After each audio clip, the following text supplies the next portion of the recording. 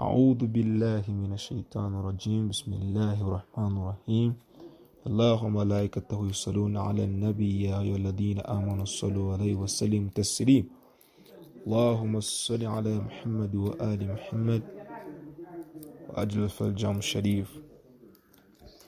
Nshuti bavandimwe mwese mukomeje gukurikirana ibiganiro cyangwa se sheni ya Mualuna Ahlul Bayt TV muri rusange, nangiye mbifuriza amahoro y'Imana abane namwe aho muri, aho mukorera, aho muba, inshuti zanyu, imiryango yanyu, ndetse nk'uko nabivuze namwe ku giti cyanyu.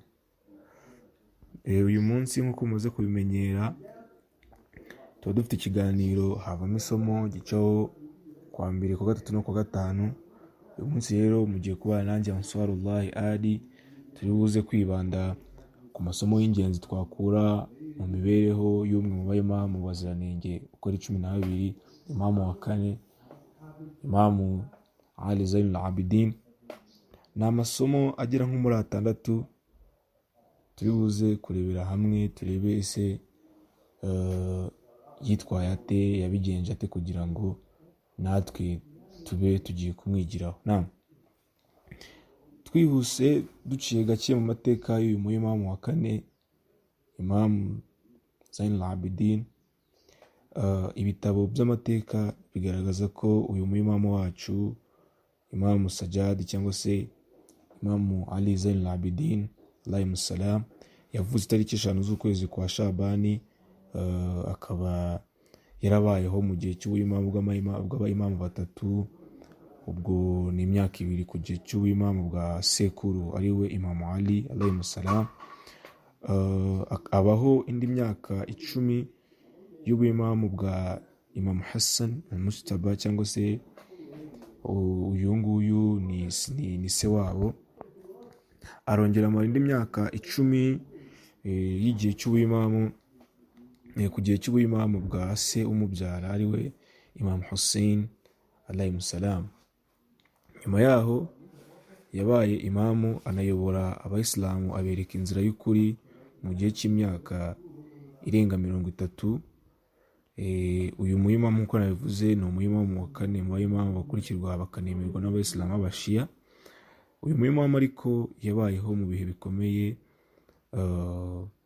kuko aho yari amaze kuburira umuryango we wiciwe i Karbala muri Iraq, anakomeza kubaho ku butegetsi bw'abanyagitugu.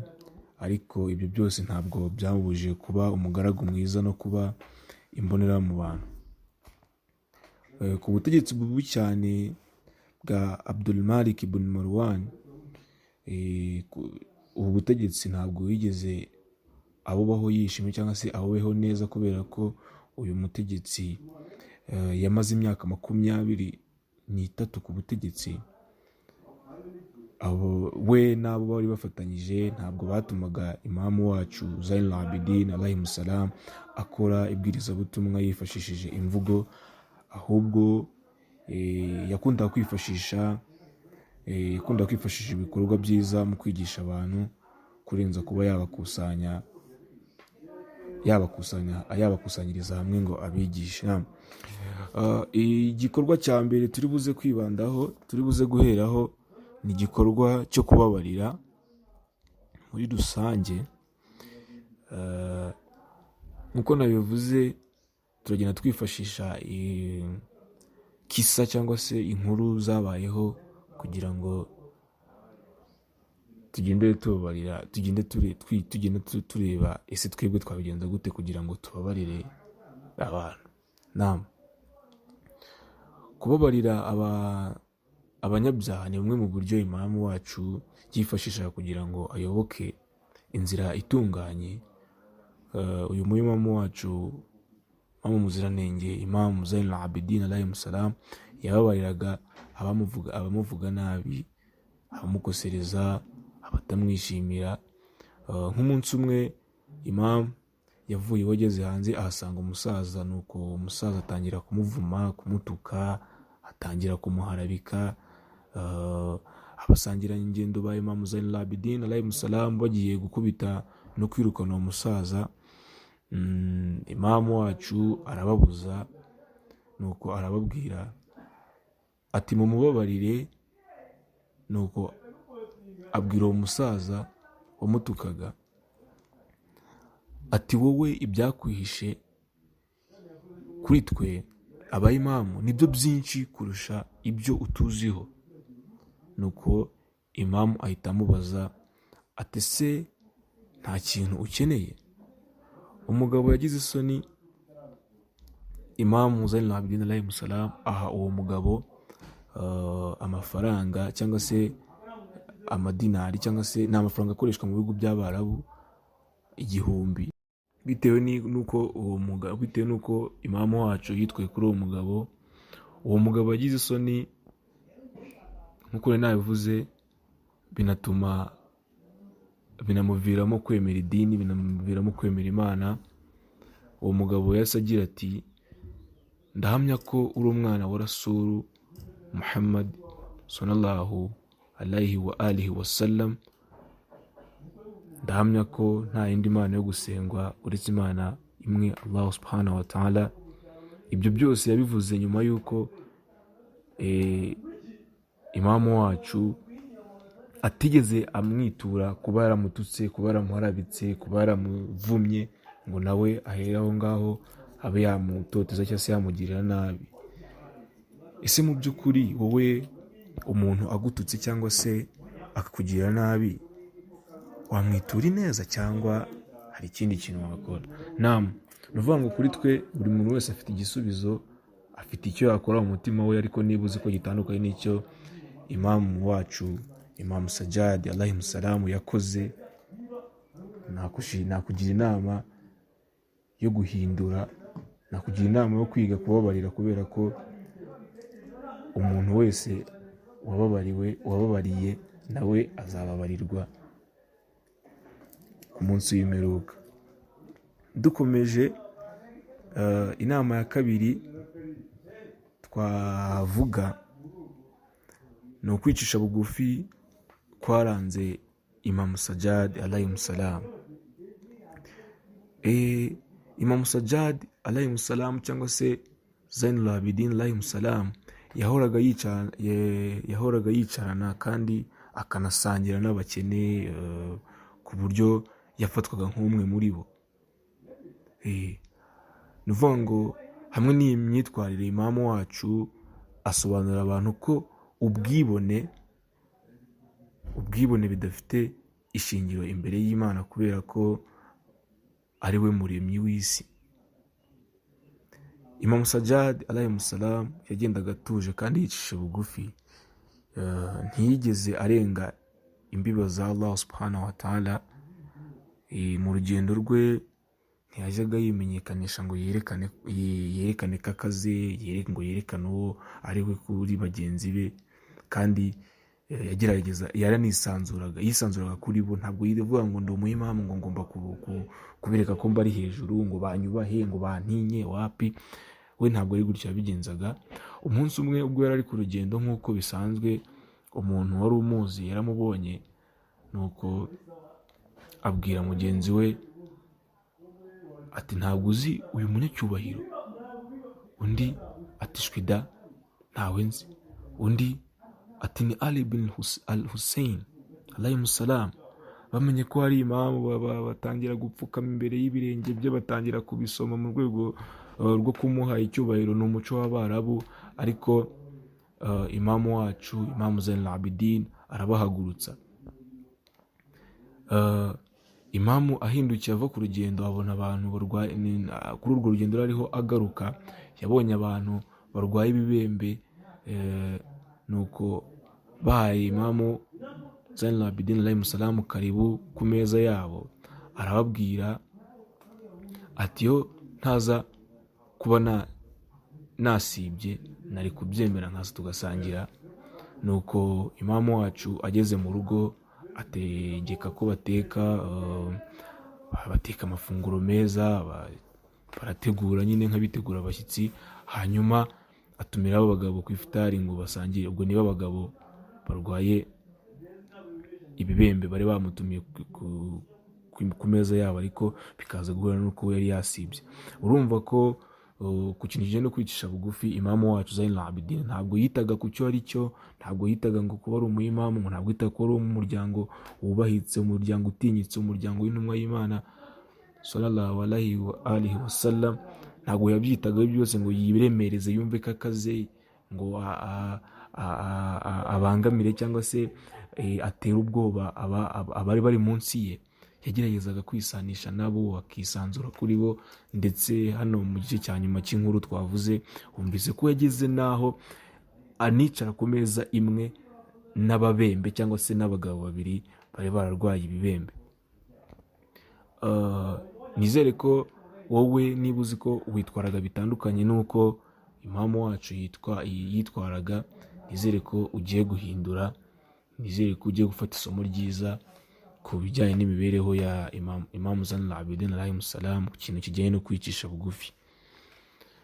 Dukomeje n'inama ya gatatu, ni ukuvuga ngo imamu wacu Zainul Abidin alayhi salam, iki ni ikintu twamwigiraho, ni ugufasha mu buryo bw'ibanga. Umwe mu umuntu witwa Abu Hamza Thumali witabye umwaka mu mwaka w'150, ubwo ni muri hijiriya, yaragize ati imamu Zainul Abidin yakundaga kujyana amafunguro mu ngo z'abakene mu mwijima w'ijoro,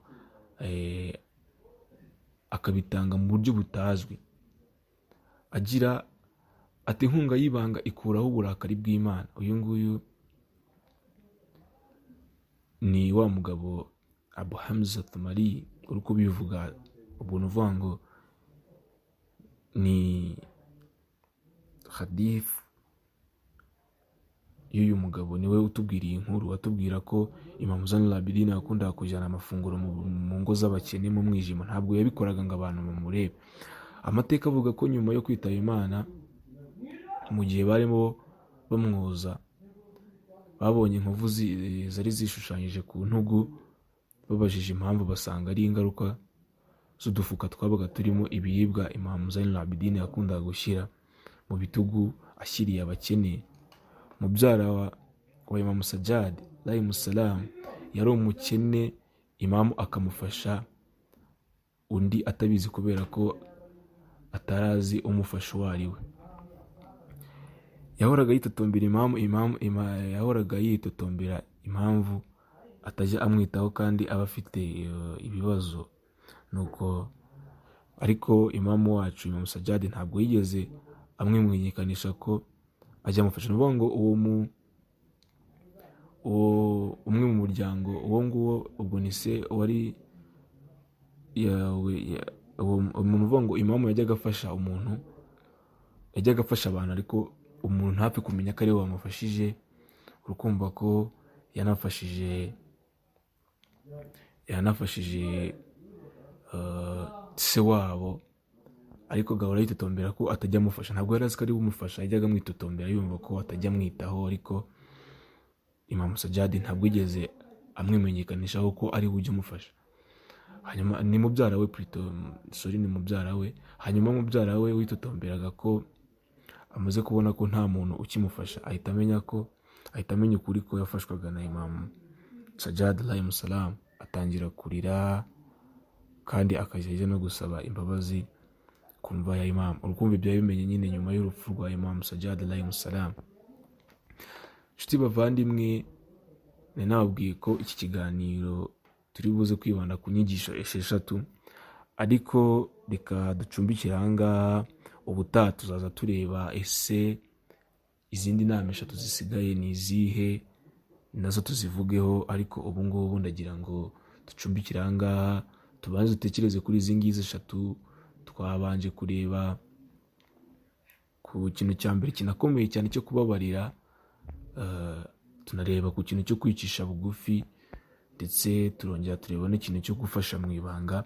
Ntabwo ari byiza gufasha, ubu nibyo bigezweho. Ubu ngubu ujya gufasha umuntu ukabasha ko wafashe n'ifoto kugira ngo wereke abantu ko uri umunyamutima mwiza, uri umugira neza. Ariko ibyo ngibyo nta kamaro kabyo.